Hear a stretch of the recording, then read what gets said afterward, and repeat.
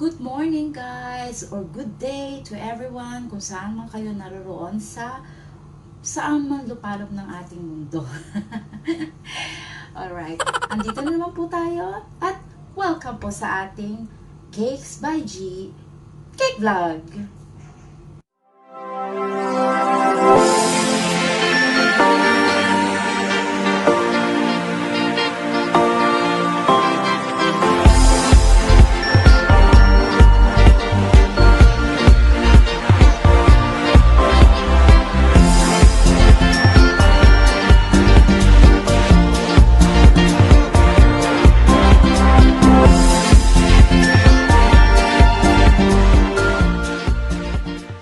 Alright guys, this time, ituturo ko po sa inyo kung paano kasimple yung aking recipe sa paggawa ng chocolate cake, moist chocolate cake na sobrang gusto ng mga bata, especially yung mga bata nag-celebrate ng birthdays. Ito yung flavor na laging gusto nila. Parang feeling ko, wala nang iba. Gusto nila chocolate flavor cake. So, isi-share ko lang po sa inyo yung aking napakasimpleng 11 ingredients chocolate cake, moist chocolate cake. And here is our ingredients. Take note guys, I have to double the measurement of this cake batter because I have to make 2-tier cake at this point.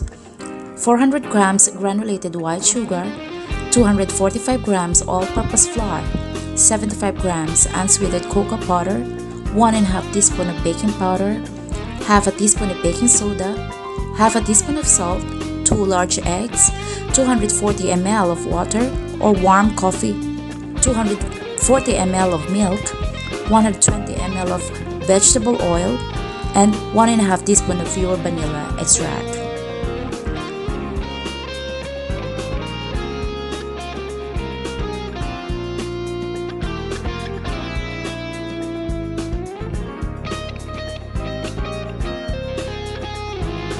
Okay guys, unang-una, kailangan po nakapreheat na yung oven natin ng 180 degrees Celsius. Kailangan mainit na yung oven bago natin isalang yung ating chocolate butter mix. Secondly, kailangan po naka-ready na yung pan natin. Ang gagamitin ko is 8 inches round pan para sa ating cake. So, kailangan po natin is dalawang na niluluhan natin ng oven paper sa gitna at sa gilid. So guys, let's start! Sifter at manual whisker lang po.